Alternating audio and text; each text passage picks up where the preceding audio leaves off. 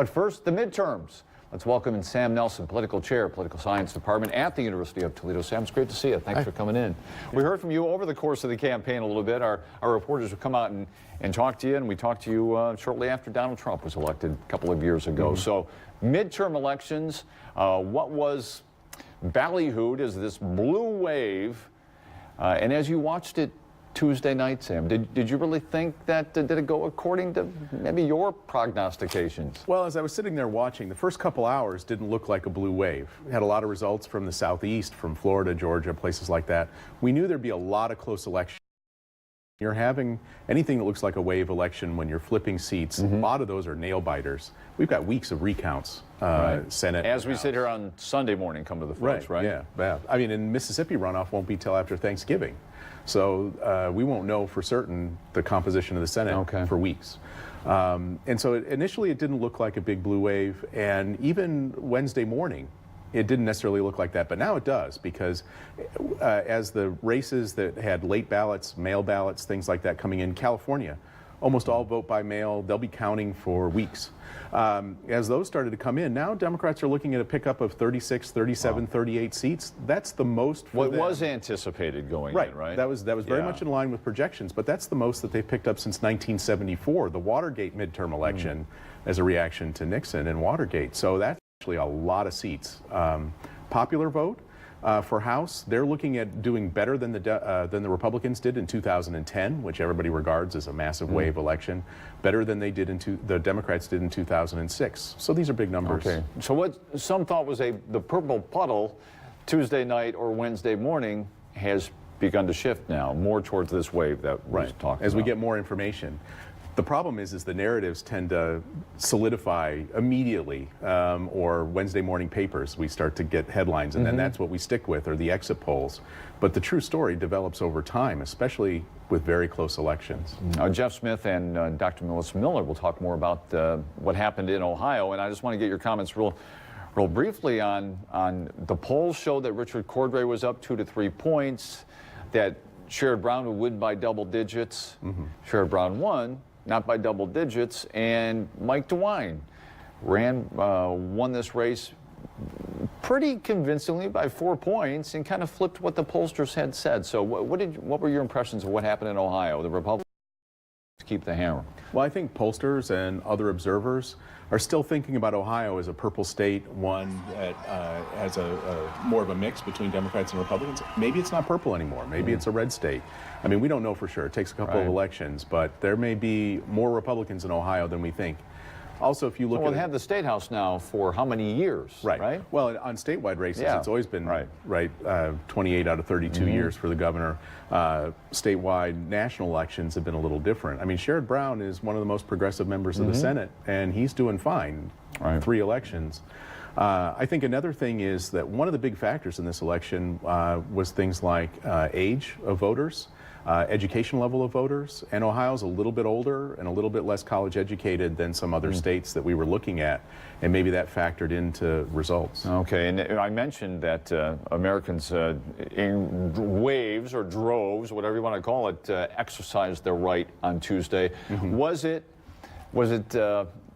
in terms of President Trump, was it people, women who came out in massive numbers, the suburban college-educated women, against Donald Trump, and then the Trump factor fighting back against the anti-Trump faction, right? I mean, what drew everybody out? Well, I think Trump is a big part of turnout, both for and against Trump, right? I mean, it turns both sides out.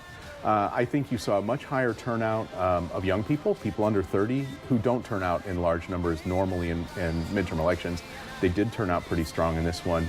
Younger voters in general. Women were very mobilized in this election. A lot of women on the ballot across the country. That was mobilizing. I think the president's closing message, which was kind of stoking some fear of immigration and things like that, that was very effective in some states, and it hurt Republicans in suburban areas where they lost seats outside of Atlanta, outside of Dallas, outside of Houston, other places. You know, that effect turns a lot of people out, but it doesn't all go in the same direction. It depends on where you are. Okay, how'd you watch it? Tuesday night, the political science chair at the University of Toledo you know, sports fans, Super Bowls, World Series, what do you do on a big election night? Well, a bowl of chips and some beer and cheat sheets spread out in front of me, you know, the Cook Political Report and other polling reports, kind of checking things off as they get decided. I mean, it's an exciting time for political science. You kind of find out whether things that you think are true are going to bear out, and so on. And so it's fun, but, you know, you're also worried about races that you care about. So Right. And you've been in Ohio now for quite a while at the University of Toledo. What, since 01? 01, yeah. 01. But went to school at Wisconsin, Northwestern, so Midwestern roots here. Yeah. For Dr. Sam Nelson. So you have Michigan stays, for the most part, in state house races Republican, the state of Ohio. Michigan goes the other way. Right.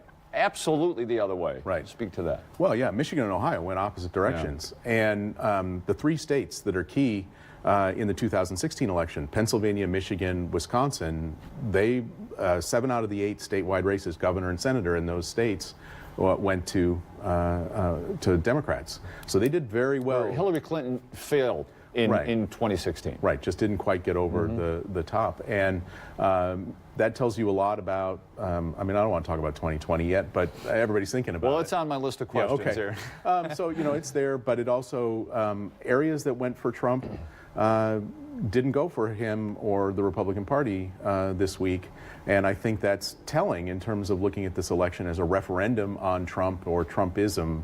We've got some hard data now about how people are responding to 2 years of his presidency. Well, so much happens every day in the president's administration, in the news cycle, and as we come to the folks here on Sunday morning, we have an interim acting attorney general, and that's generated a ton of protest across the country, including here in Toledo. Right. And how much will this weigh immediately who he will name as the permanent AG?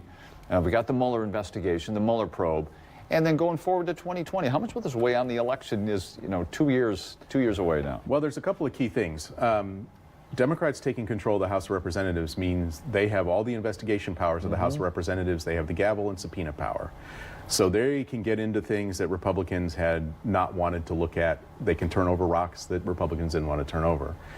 Republicans still have the Senate, likely with a couple more seats than they had before. So that limits what Democrats can do, I think, in some opposition. gridlock is going to happen, right? But the Senate map for 2020 is more favorable to Democrats. If you're Susan Collins in Maine, if you're Cory Gardner in Colorado, you're going to be pretty nervous about how closely people associate you with President Trump going into a presidential election year. You're going to be concerned about all of these Republicans in the House that lost re-election in suburban areas. You're going to think, well, if I lose the suburban, if you're Cory Gardner and you're going to lose the suburbs of Denver, you're going to lose. Right. And so you have to think about how you shore up that support, and showing your independence from the president is one of the ways you might shore up some support at home. How did some students look at this election? You walk into class on Wednesday morning or Wednesday afternoon. I mean, one, how did you teach it, and what were the observations from young people in our community? Students are, I think the word is gobsmacked, you know, in terms of reaction. There's a lot of stuff that doesn't fit the textbooks that we use in American politics classes, because it takes a couple years to update, and sort of things that we talk about, you know, we would tell them that a midterm election normally doesn't have big turnout, and this one did. They turned out to vote, many of them that might not have. They were very interested in what was going on, and I think, you know, they're very, very interested in the Mueller investigation and other things that are going on that they're living through right now. It's pretty fascinating, and very fascinating for that matter. You wrote a book. We don't have time to get to it, but was Beyond the First Amendment, the Politics of Free Speech and Pluralism. And some of it, you were doing some foreshadowing on how social media would impact things down the road, real quickly. Right. Well, how do we know what the truth is if people disagree about the basic facts? If our arguments start from completely different places, we're probably not going to end up in the same place or come to some consensus understanding of what we ought to do, and that's a problem with social media and new technology. Dr. Sam Nelson, thanks very much for your time. We appreciate it. Thank you. Went to class a little bit this morning. And Melissa Miller from Bowling Green coming up with Jeff Smith a little bit later, too. Back in a minute.